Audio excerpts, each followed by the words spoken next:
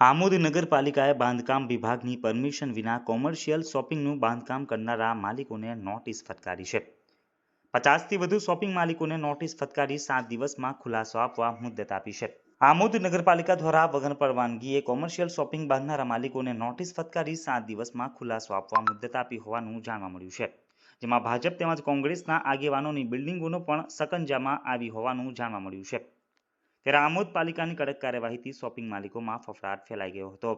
કેટલાક shopping માલિકોએ notice સ્વીકારવાની મનાઈ કરી દેતા પાલિકાના કર્મીઓએ શોપિંગ ઉપર નોટિસ ચિપકાવી દીધી હોવાનું પણ જાણવા મળ્યું હતું.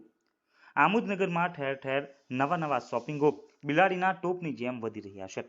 પરંતુ શોપિંગ માલિકો દ્વારા આમોદ પાલિકાના બાંધકામ વિભાગની ધરાર અવગણના કરી આમોદ પાલિકાની બાંધકામ વિભાગની પરમિશન લેવામાં નહીં આવતા આવા ગેરકાયદેસર ઊભા કરાયેલા બિલ્ડિંગ તેમજ શોપિંગો સામે આમોદ પાલિકાએ લાલ આંખ કરી છે અને બિલ્ડિંગો તેમજ શોપિંગના માલિકોને નોટિસ ફટકારી આમોદ પાલિકાના બાંધકામ શાખાની પરમિશન લેવાની તાકીદ કરવામાં આવી છે.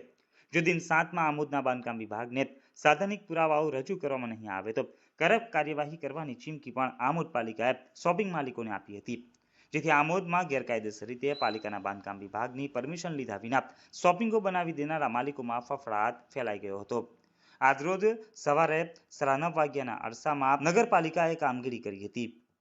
ગેરકાયદેસર કોમર્શિયલ બાંધકામો નજરે આવેલા હતા.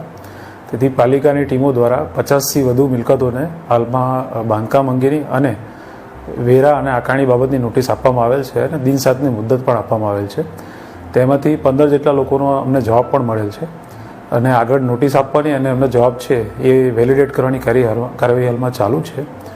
જો સમય મર્યાદામાં આ જે બાંધકામના માલિકો છે તેમના દ્વારા કોઈપણ પ્રકારની દસ્તાવેજ રજૂ કરવામાં નહીં આવે અથવા આકારણી બાબતની કાર્યવાહી કરવામાં નહીં આવે તો તેમની સામે સીલિંગ સહિતના તમામ કાયદેસરના પગલાં લેવામાં આવશે.